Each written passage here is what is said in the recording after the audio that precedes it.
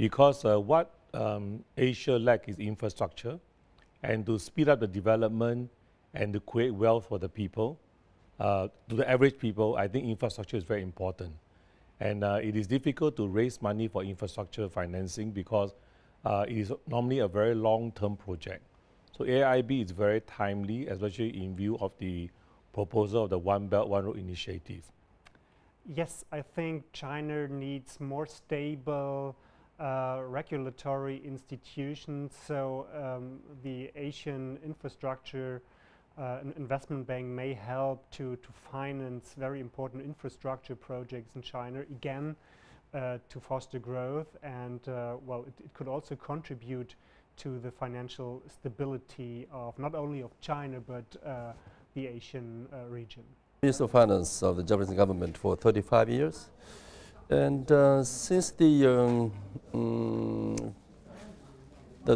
beginning of what I heard about AIIB, I support the establishment of AIIB because basically AIIB would work for the citizens of Asian countries.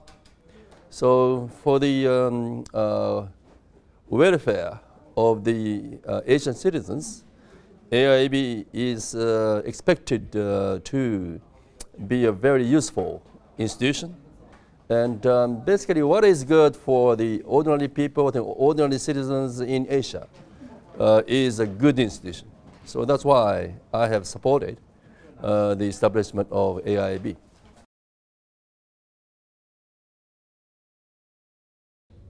I was very pleased to meet the Chinese president late last year when he visited Australia, my home country, and I told him that we would continue to give our full support for the AIIB for two reasons.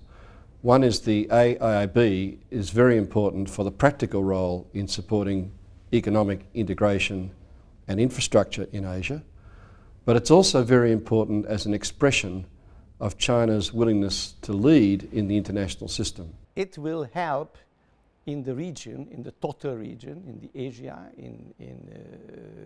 certainly in China as well, but in many other countries as well.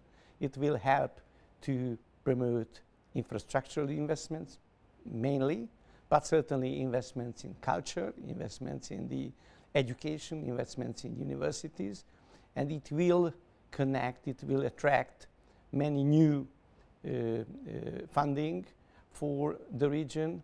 Now, if we look at the world stage, many international organizations like the World Bank, the International Monetary Fund, the Asian Development Bank, all those world or regional organizations, they don't do this sort of infrastructure building.